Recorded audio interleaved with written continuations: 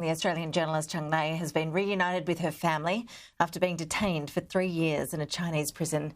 Joining us live is Peter Greste, Professor of Journalism at Macquarie University and advocate for media freedom. Peter, I think everybody was just so relieved when this news came through yesterday. You, more than everyone, I guess, you have personal experience, obviously, with this situation. Yeah. How's she going today? What do you make of it? Look, I think it's absolutely fantastic. When I got the news, I was in a supermarket and did a little jig, and I'm sure there are a few people that were looking at me a little bit surprised. Look, I just feel like really overjoyed with the news. You know, I know intimately and personally, as you've said, what it must have been like for Cheng Lei in prison, and I also know and understand just how wonderful that feeling of being released is. You know, she released that absolutely magical tweet saying that speaking about the hugs with her kids and being able to see the sky for the first time, and I really resonate with that. I too spent a long time without any clear view of the sky, and you know, it's just amazing how those tiny little things really matter and how much you appreciate them when you finally get to see them. So, Peter, from your experience, give us some insight into what you know of the diplomacy that goes on behind the scenes to secure the release of people like you, people like Cheng Lei.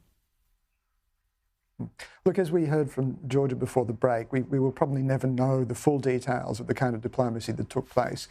But I know that in my case and in Cheng Lei's case, one of the things that does make a difference is persistent, constant raising of the issue. In my case, it wasn't just the Australians that were involved in the diplomacy, but officials from the European Union, from the United States and elsewhere. And I know that there was a standing order for all of their diplomats to make our case the first order of business in any meeting with any Egyptian officials. And I'm pretty confident that that was much the same way that the Australians carried out their diplomacy, that it was always an issue on the agenda. The Chinese would have constantly been reminded that Cheng Lei's case remains a running sore point in relations between Australia and China, that it would be very difficult, if not impossible, for Australia to normalise relations with China as long as Cheng Lei's case remained unresolved. And I think that kind of persistence, that kind of patience really plays off in the end. We've certainly seen the results yesterday. So, Peter, more broadly, how would you characterise the media freedom or perhaps lack of in terms of the situation in China? I mean, it does seem like the presence of international media base there really has shrunk to a minuscule level after COVID. Yeah, it's pretty much non-existent, and those journalists that are there are either incredibly brave or working very, very carefully, avoiding any kind of the kind of reporting that might get them thrown out of the country. The press freedom situation in China is appalling. It is the world's second most prolific jailer of journalists, behind only Iran.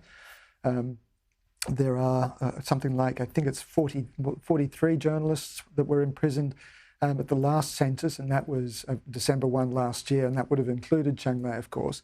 But that number is still staggeringly high. Most of the journalists that are behind bars in China are Uyghurs who have been covering the ongoing conflict between the local Uyghur population and the Chinese authorities, or the Chinese crackdown on those communities there. And I think that shows the kind of approach that China has to media freedom. They simply will not tolerate open dissent, open criticism, open reporting of what's taking place. Peter, you spoke before about how you understand what it means to not be able to see the sky and how big a deal that is for somebody when they do have their freedoms cut down to that level. I think most of us obviously hope that we never fully understand what you mean by that. It must just be such a huge adjustment to go from that situation to then coming back to Australia, suddenly being free again after being behind bars in a foreign land for so long. I mean, does it feel surreal, unreal? Just tell us what that was like for you in terms of having to adjust to that new set of circumstances.